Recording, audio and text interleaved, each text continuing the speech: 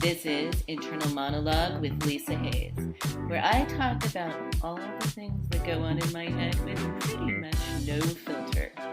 We're going to reflect on spirituality, personal growth, coaching, and maybe a dash of politics with no guilt, no bypassing, no hype, and no cringeworthy nonsense.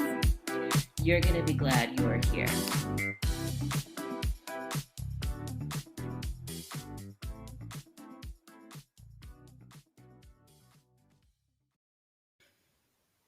Hello, and welcome to Internal Monologue, where me and the birds in the background are going to keep you company for the next few minutes. And just ignore all of that beautiful, restful, relaxing bird noise.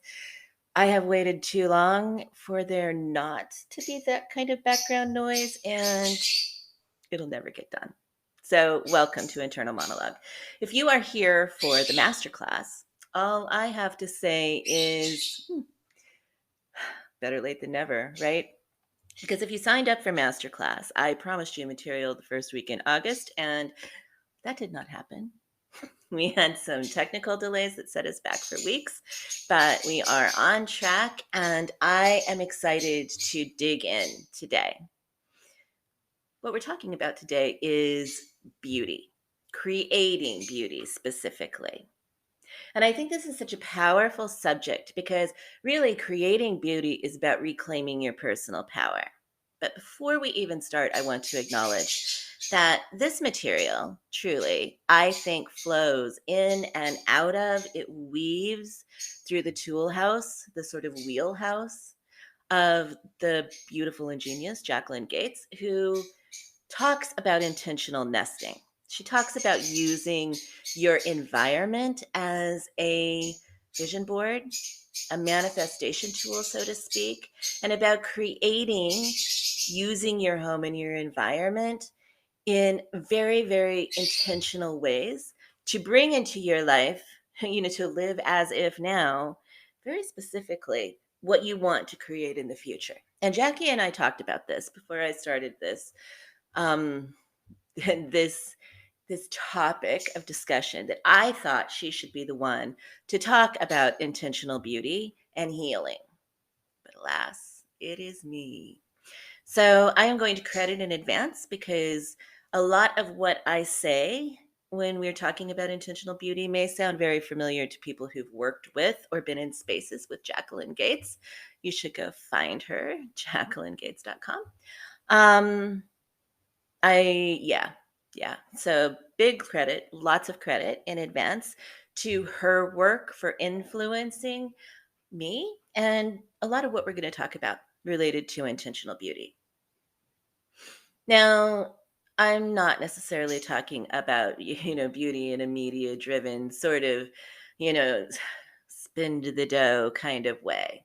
Because I do think that, the health and beauty industry, the personal beauty industry, to some degree, even like the home decor industry and the home and garden industry, right? Like these are monoliths of capitalism where you are sort of sold this bill of goods that says if you spend enough money to make yourself beautiful, to beautify your wardrobe, to beautify your space, you are going to be good enough.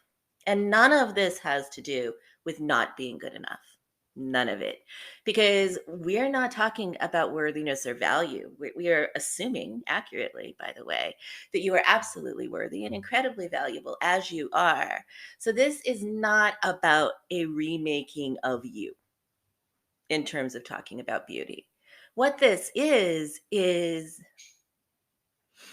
an ongoing discussion about how creating beauty empowers us, it centers us, it gives us a place to focus on our ability to create, right? Making us not victims to everything when we may feel incredibly powerless. Powerless.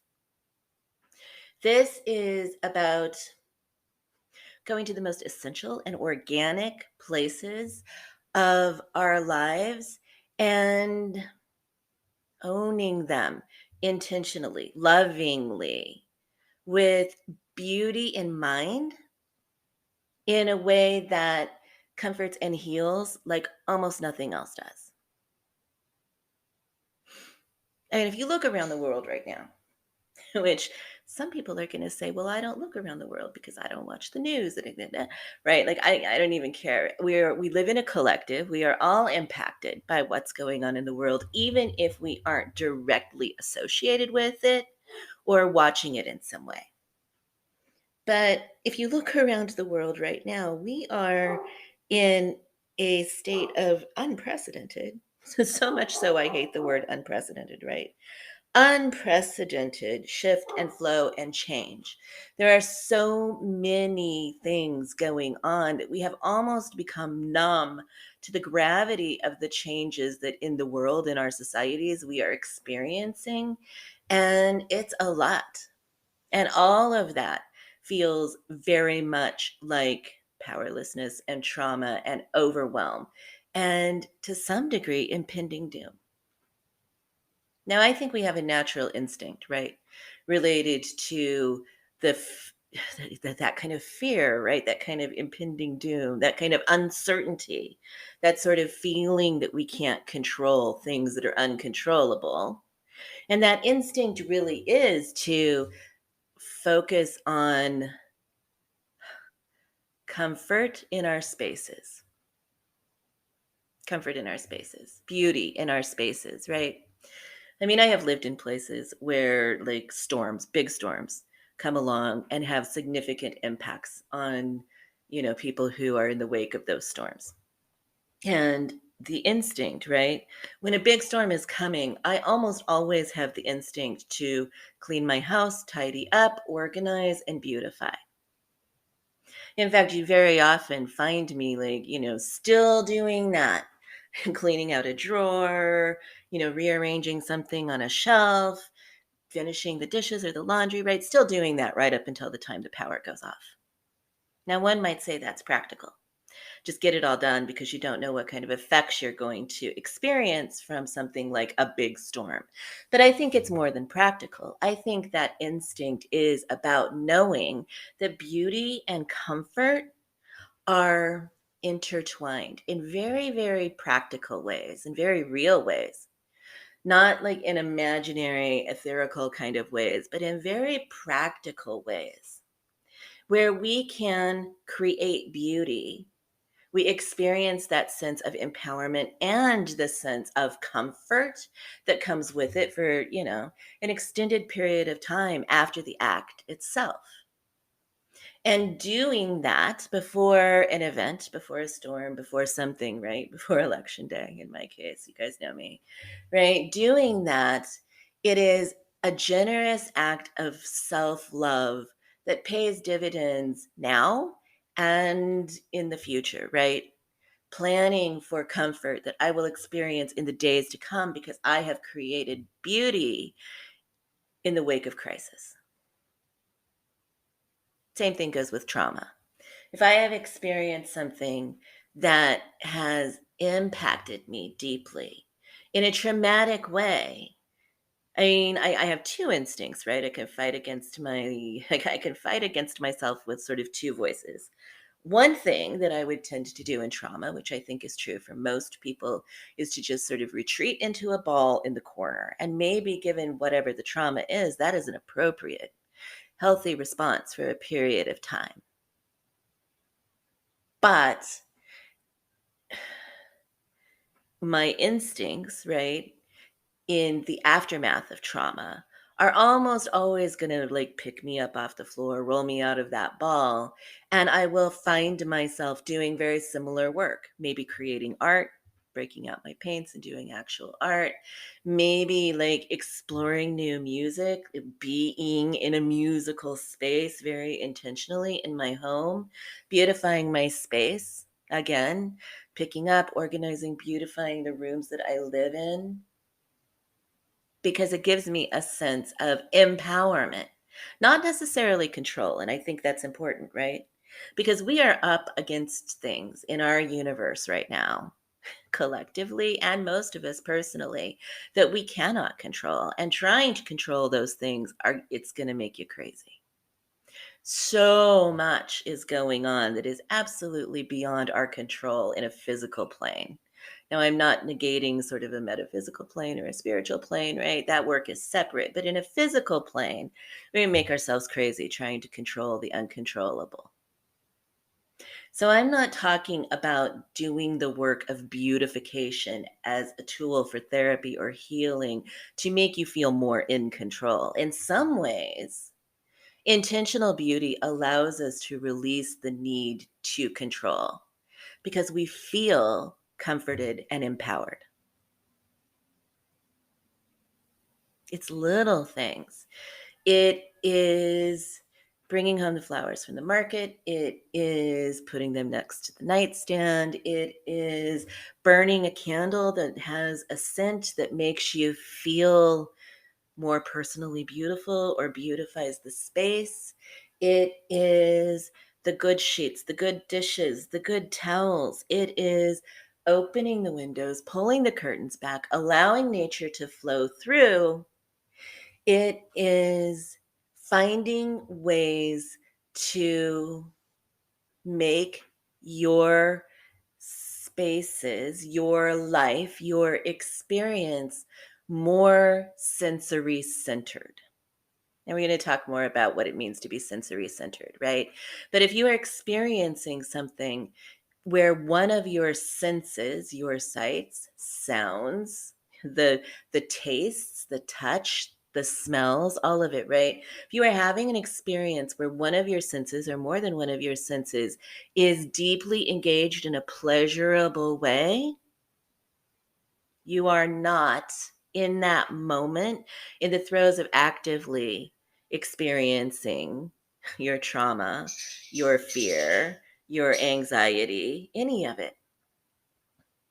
And we can create those experiences intentionally for ourselves. We have the power to shift our experiences out of our head and filter them through our five senses, which is beautiful. So I'm going to repeat that. To take your experiences out of your head, where you're like replaying it and chewing on it and regurgitating it, gnawing on it, right? That constant sort of mind fuck that we do with ourselves about when we are living too much in our heads.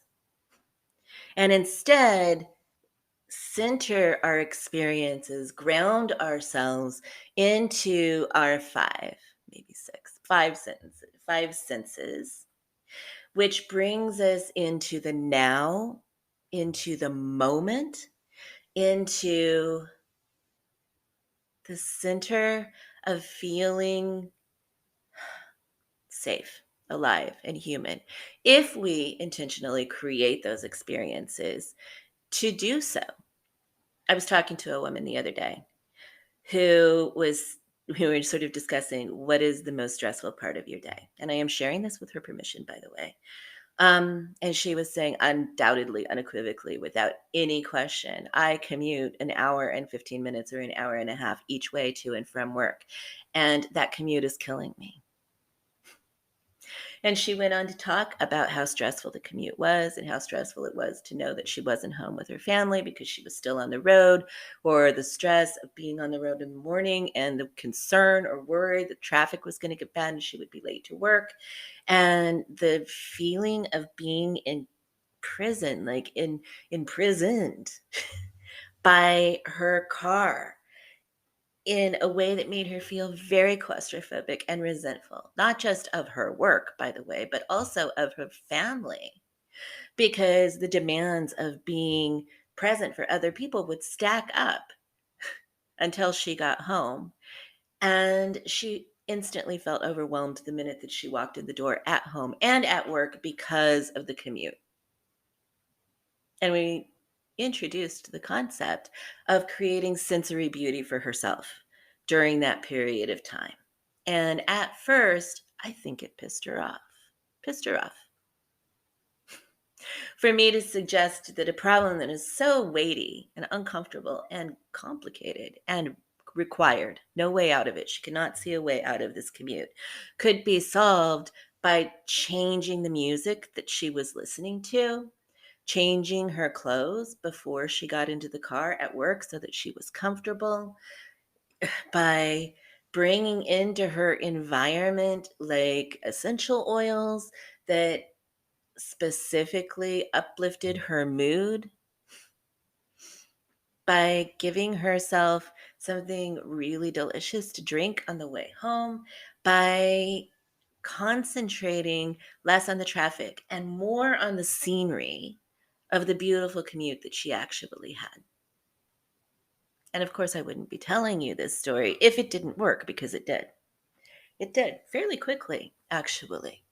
When she started focusing on how could she make her commute more beautiful, almost as a game, right? Almost as play, like just pushing herself to take it to another level and take it to another level. Just the game of it, the challenge of it shifted her focus, but the experience of being in the car became much more pleasurable because she was intentionally filtering it through her senses, creating beauty in a sensual way in a space that previously felt chaotic, unpleasant, anxiety ridden. And it might sound a little bit like fantasy to you too, because it seems so simple, but it's not. Creating intentional beauty through our senses, in our spaces, in our environment, in our experiences is one of those things that is simple but not easy. Maybe that's the way I should put it, right? And it can sound so simple that it might seem trivial to try, but it's not trivial. This is the place we find our power to influence all of our experiences. And that's huge, huge. So we start at home right now because it's the place that we need the most safety and the most comfort. Our homes, whatever they are, right? Whatever they are, whether it's the back of the van or the multi-million-dollar mansion, it makes no difference. Our homes right now, and maybe always, but especially now, are a refuge from the world when the world is maybe the most chaotic it's ever been in the history of humanity. Historians might argue that point. I don't care. I'm just saying it, right? Like things are really, really, really hectic. It's chaotic. A lot of stuff is going on out there. And most of it is unsettling. And the place that we find our power and our center is in the refuge of home. So we are going to start at home. What I would like to do right now is challenge you to look at every one of your, the rooms that you occupy in your home, not like the spare bedroom or your, significant other's office that you don't go into. I don't want you to like reorganize the mudroom or the laundry room. I want you to pick the spaces in your home that are essential for your comfort. And I would like you to concentrate on nothing more than making them more beautiful. More beautiful. Bring in, the throw blanket that gives you that sensual comfort of touch. Bring in, like I said, the flowers, the candles, the essential oil diffusers. Open the windows, filter the light, play with the music and the sounds. Let a breeze flow through. I don't know. But the beauty you've got right now, right, is fueling the experience that you have. And so wherever you're at in the spaces that determine your comfort, up level the beauty, up level the intentional creation of sensual presence. I don't mean that in a sexual way. I mean that in a five sense kind of way. Give yourself more beauty in all of those spaces.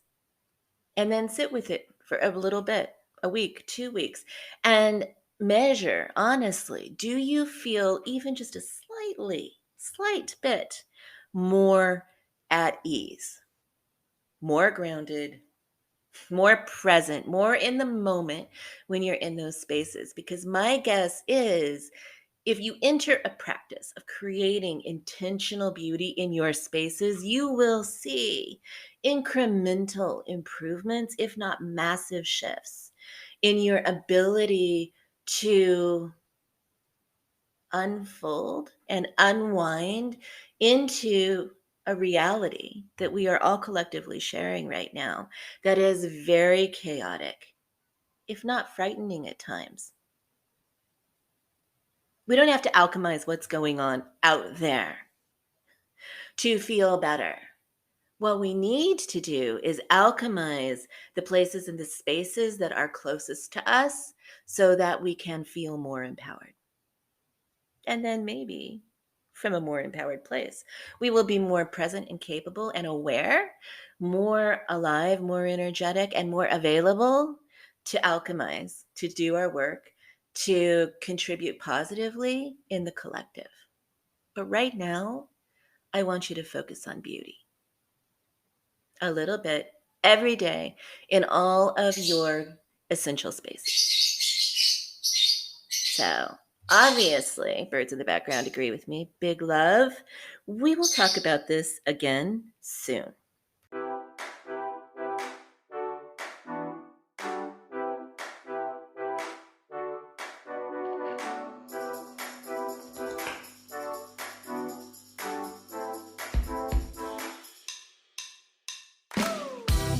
Thank you for listening to Internal Monologue with Lisa Hayes.